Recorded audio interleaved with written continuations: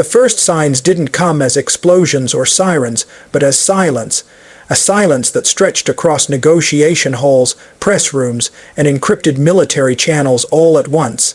A silence so heavy it felt like the world had paused mid-breath, unsure whether to continue or collapse. Then the headline flashed, 1 minute ago, talks fail, Iran issues shock warning to U.S. military worldwide. Within seconds, screens lit up across continents. Phones vibrated in pockets of diplomats still sitting in half-dark conference rooms. News tickers in New York, London, Doha, and Tehran began repeating the same fractured phrase, talks failed, warning issued, global forces on alert. But behind those words were people living, fearing, remembering, each carrying their own private storms as the world edged closer to something none of them could fully name. In Tehran, under the cold glow of reinforced glass and security scanners, Ambassador Reza Malik stood frozen in the aftermath of the collapsed negotiations. Once a university professor of international law, Malik had believed in words more than weapons. He had spent decades writing papers about diplomacy as a bridge between civilizations, teaching students that even enemies could find balance if they listened long enough. But tonight, the bridge had snapped. Across the table moments earlier, representatives had spoken in clipped tones, each sentence sharpening the air like broken glass.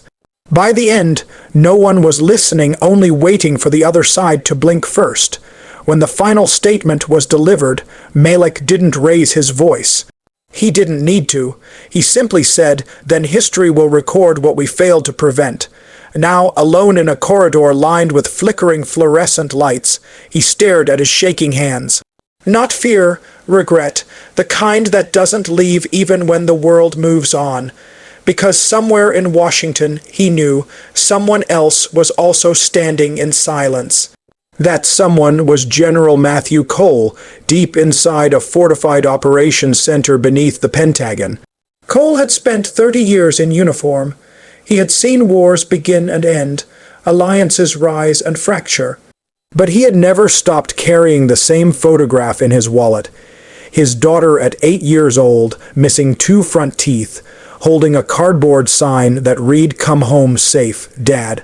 She was grown now, a medical resident in Chicago. She no longer wrote letters, just occasional texts.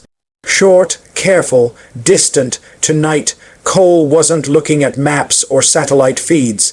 He was looking at probabilities, lines of code predicting outcomes no human should ever have to interpret. When the message from Tehran's command center arrived, analysts fell silent. A warning broad, unfiltered, directed not at one base or one region, but at all U.S.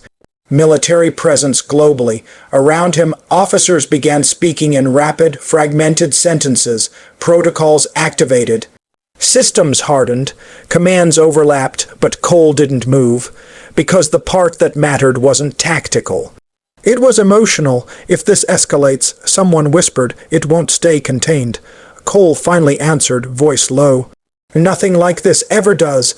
Thousands of miles away in Doha, Layla Haddad, a young journalist working for an international news agency, was already running. Not from danger, but toward it. She had grown up believing journalism could be a shield against chaos. That truth, if reported fast enough and clearly enough, could slow the world down. Her father, a retired engineer, had once told her, "You think facts are stronger than fear. They're not, but they can outlast it." Now she stood in a crowded press corridor, phone pressed to her ear, recording everything, voices overlapping, diplomats leaving abruptly, security tightening at every exit. Her editor shouted through the line, "Confirm the warning, we need clarity." But clarity didn't exist yet.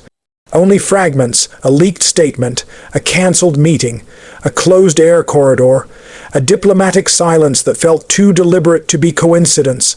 And beneath it all, something unspoken, a growing sense that the world was rearranging itself without asking permission. Layla's hands trembled as she typed, not because she was afraid of reporting it, but because she understood, for the first time in her career, that words could no longer contain what was happening. In Tehran's outskirts, another story unfolded quietly. Armin, a university student studying computer engineering, sat beside his younger sister in their apartment, watching the news flicker across an old television. He had always believed technology was neutral, just tools, just systems, just logic. But over the past hours, internet outages had come and gone like waves. Messages failed to send, maps stopped updating, even the weather app felt unreliable, as if reality itself had become unstable. His sister clutched a small backpack. "Are we leaving?" she asked. Armin didn't answer immediately. He had no plan, only fragments of possibilities.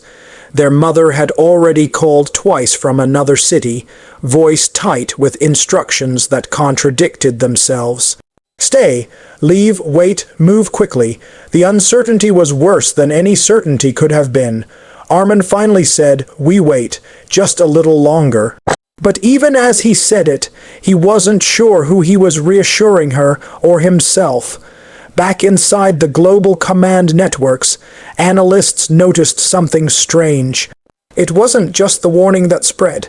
It was the speed of reaction. Naval movements adjusted, air patrols shifted. Embassies initiated silent protocols. No single order, no public declaration, just alignment, like pieces of a machine waking up. And somewhere in that invisible coordination, fear multiplied faster than information. General Cole noticed it too. "We're not responding to actions," he said quietly. "We're responding to anticipation." No one answered, because no one wanted to say what that meant. Layla's broadcast finally went live. Her voice, steady but edged with urgency, carried across millions of screens. Negotiations have collapsed. A broad warning has been issued by Iranian authorities to U.S. military forces worldwide.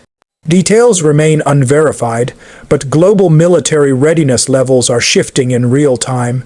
She paused, just for a fraction of a second.